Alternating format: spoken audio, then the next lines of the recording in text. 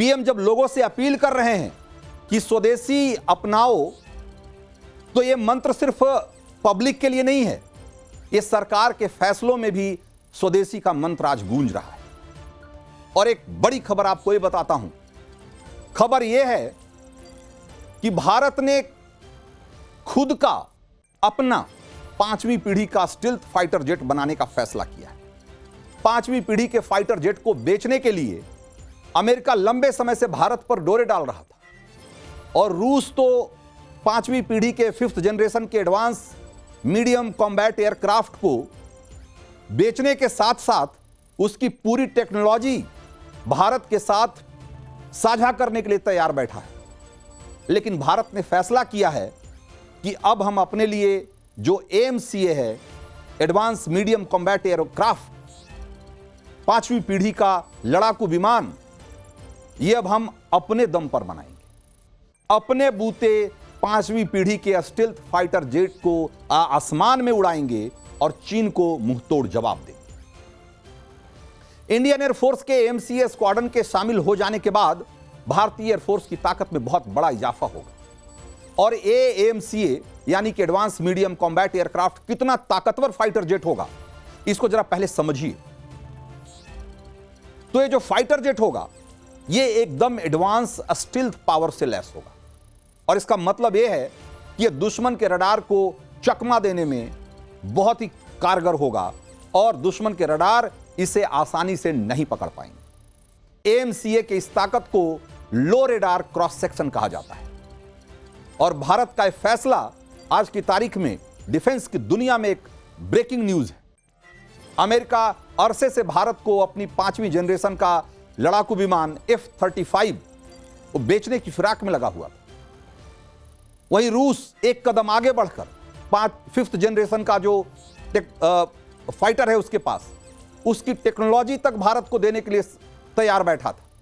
लेकिन भारत ने दोनों देशों के ऑफर को अपने पॉकेट में रखा और तय किया कि अपना AMCA हम खुद बनाएं। भारत ने जिस AMCA के मॉडल को फाइनल किया है, उसमें 2 इंजन लगे हैं और इसकी रफ्तार मैक 1.8 होगी, यानी कि यह आवाज की रफ्तार से करीब करीब 1.25 गुना ज्यादा रफ्तार से उड़ान भरेगा। और यह कितना ताकतवर होगा, इसको भी समझिए। और जब मैं कह रहा हूं कि यह पूरी तरह से स्वदेशी होगा, तो यह मैं क्यों कह रहा हूं? यह सिर्फ फाइटर जेट ही स्वदेशी नहीं होगा, इस पर जो हथियार लगाए जाएंगे, जो वेपन सिस्टम लगेगा, वो भी पूरी तरीके से स्वदेशी होगा। क्योंकि इसमें अस्त्र, ब्रह्मोस NG और रुद्रम जैसी मिसाइलें लगाने का प्लान है। और इस फाइटर जेट की जो रेंज होगा, वो कहा जा रहा है कि 1000 किलोमीटर होगा। यानी इसकी रेंज में पाकिस्तान तो छोड़िए, चीन का भी एक बहुत बड़ा इलाका आ जाए। इस एडवांस फाइटर जेट को DRDO और HAL यानी कि हिंदुस्तान एरोनॉटिकल लिमिटेड, ये दोनों मिलकर तैयार करेंगे, इसको डिजाइन करेंगे और इसका प्रोडक्शन करेंगे। और इसकी डेडलाइन रखी गई है 2030 तक। और ये भारत के एक तरीके से आत्मनिर्भर भारत की जो ताकत है, ये उसका प्रतीक होगा। भारत के स्वदेशी अभियान का एक प्रत्यक्ष प्रमाण होगा। और आपने देखा होगा कि अमेरिका की खुफिया एजेंसी ने हाल ही में कहा है कि भारत का दुश्मन नंबर 1 चीन है, पाकिस्तान नहीं है। पाकिस्तान तो एंसिलियरी सिक्योरिटी थ्रेट है, मतलब कि एक छोटा मोटा सुरक्षा की चुनौती है। असली जो चुनौती हो तो चीन है। और उसी अमेरिकी रिपोर्ट में यह भी कहा गया है कि पाकिस्तान को चाहे तो भारत चुटकी में मसल सकता है। इसीलिए आज भारत पाकिस्तान को नहीं, चीन को नजर में रखकर अपने वेपन्स तैयार कर रहा है, अपने हथियार तैयार कर रहा है। और चीन के पास पहले से ही J-20 और J-35A जैसे 5th जनरेशन के स्टील्थ फाइटर जेट हैं। और अब खबर यह है कि यही फाइटर जेट J-35A, जो कि 5वीं पीढ़ी का फाइटर जेट है, वो पाकिस्तान को देने जा रहा है। और पाकिस्तान ने दावा किया है कि ये जेट 2026 तक पाकिस्तान को मिल जाएंगे। लेकिन इससे भारत को कोई तनाव लेने की जरूरत नहीं है, क्योंकि चीन से मिले फाइटर जेट और एयर डिफेंस का भारतीय सेना ने क्या हाल किया और हमारे एयर डिफेंस सिस्टम ने उसे कैसे ध्वस्त किया, ऑपरेशन सिंदूर के दौरान इसे पूरी दुनिया देख चुकी। इसीलिए चीन पाकिस्तान के जख्मों पर मरहम लगाने में अब लगा हुआ है। वो अपने J-35A स्टील्थ जेट को पाकिस्तान को आधी कीमत पर 50% डिस्काउंट पर बेच रहा है, क्योंकि ऑपरेशन सिंदूर में चीन के J-10C और HQ-9 जो एयर डिफेंस सिस्टम है और J-10C जो कि उसका 4.5 जनरेशन का फाइटर जेट है, इन दोनों को हमने मार गिराया, तबाह कर दिया।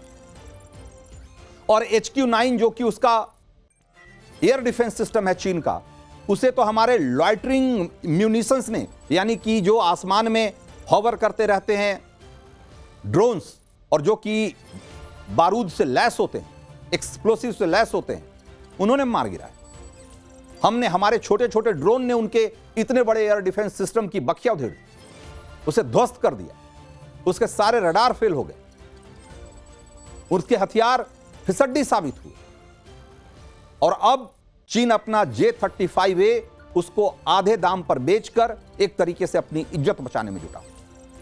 लेकिन J-35A के बारे में एक बात याद रखिए कि अगेन ये मेड इन चाइना वाला माल है, कि चल गया तो चांद तक, नहीं तो शाम तक। और ऑपरेशन सिंदूर में दिखा कि उसके हथियार कैसे दो कौड़ी के साबित हुए। दूसरी तरफ जो भारत AMCA बना रहा है, एडवांस मीडियम कॉम्बैट एयरक्राफ्ट, यह भारत की मजबूत इच्छा शक्ति का प्रतीक है। यह जेट न सिर्फ दुश्मन को जवाब देगा, बल्कि दुनिया को दिखाएगा कि भारत की तकनीक का कोई दुनिया में जोड़ नहीं। अभी तक दुनिया में 3 ही देश हैं जिसके पास की 5वीं पीढ़ी के स्टील्थ लड़ाकू विमान है। पहला देश अमेरिका है, जिसके पास F-22 रैप्टर और F-35A लाइटनिंग फाइटर जेट है, और ये दोनों ही दुनिया के बहुत ताकतवर फाइटर जेट्स में से माने जाते हैं। दूसरा देश चीन है। चीन के पास J-20, जिसे माइटी ड्रैगन कहते हैं, वो है, और इसके अलावा उसके पास J-35A है। ये दोनों 5th जनरेशन के फाइटर जेट माने जाते हैं। और जो तीसरा देश जिसके पास 5वीं पीढ़ी का स्टील्थ लड़ाकू विमान है, वो है रूस। और उसके पास सुखोई, जिसको कि Su-57 कहा जाता है, सुखोई 57 विमान है, और यह भी अपने आप में दुनिया के बेहतरीन फाइटर जेट्स में से एक। अब ऐसे में AMCA को तैयार कर लेने के बाद, अगर अपने दम पर हम अपना AMCA तैयार कर लेते हैं, तो भारत दुनिया का चौथा ऐसा देश बन जाएगा जिसके पास स्वदेशी या जिसके पास अपना 5th जनरेशन का फाइटर जेट होगा। हालांकि इसकी राह में बहुत सारी चुनौतियां भी है, और हमारा जो पुराना साथी, भरोसेमंद साथी रूस है, वो इस मामले में एक बड़ा ऑफर दे चुका है। रूस ये चाहता है कि भारत उसके Su-57 जो उसका स्टील्थ फाइटर जेट है, उसको खरीदे, और इस खरीद के समझौते के साथ वो इसकी टेक्नोलॉजी भी भारत को देना चाहता है, ताकि उसका उत्पादन हम भारत में कर सकें। रूस का कहना है कि Su-57 को भारत उसी तरीके से अपने यहां बना सकता है जैसे कि हम Su-30 अपने यहां बनाते हैं। आपको पता होगा कि भारत Su-30 MKI हम अपने यहां इसको प्रोड्यूस करते हैं। है रशियन फाइटर जेट, लेकिन उसकी टेक्नोलॉजी हमारे से भारत को ट्रांसफर की जा चुकी है, और उसका प्रोडक्शन भी हम अपने यहां करते हैं। उसी तरीके से Su-57 भी रसिया चाहता है कि हम अपने यहां बनाएं, और ये भारत और रूस का जो ज्वाइंट वेंचर है, वो बहुत ही कारगर और बहुत कामयाब रहा है। और आपने देखा होगा कि अभी इस ऑपरेशन सिंदूर में ब्रह्मोस ने कैसे दुनिया को आश्चर्यचकित कर दिया। हैरान रह गई दुनिया उसके प्रेसिजन को देखकर, उसकी ताकत को देखकर। और ये ब्रह्मोस भी भारत और रूस का एक ज्वाइंट वेंचर है।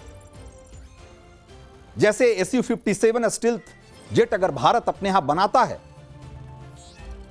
तो एक तरीके से उसे इसके डेवलपमेंट पे जो समय लगने वाला है, इसकी टेक्नोलॉजी विकसित करने में जो समय लगने वाला है वो हम बचा लेंगे और बहुत कम समय में हम इसे अपने यहां प्रोड्यूस करने लगेंगे और जो हमारी रक्षा की चुनौतियां हैं उसका हम ठीक तरीके से मुकाबला कर पाएंगे।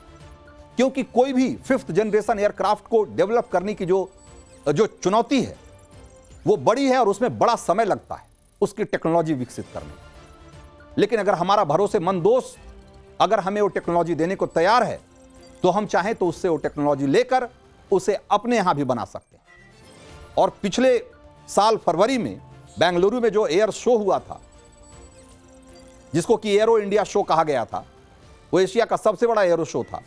और इस एरो शो में जो SU-57 के जो अधिकारी थे उन्होंने कहा कि भारत का नाम लिए बगैर कहा था कि भारत रूसी जेट अगर खरीदता है तो उसे न तो प्रतिबंधों की चिंता करनी होगी और न ही कल पुर्जों का इंतजार करना होगा। यानी कि उनका मैसेज बिल्कुल क्लियर था, वो साफ साफ संदेश था कि भारत अगर SU-57 खरीदता है तो उसे 5वीं पीढ़ी का जो लड़ाकू विमान है वो तुरंत मिल सकता है और वो मेड इन इंडिया भी होगा।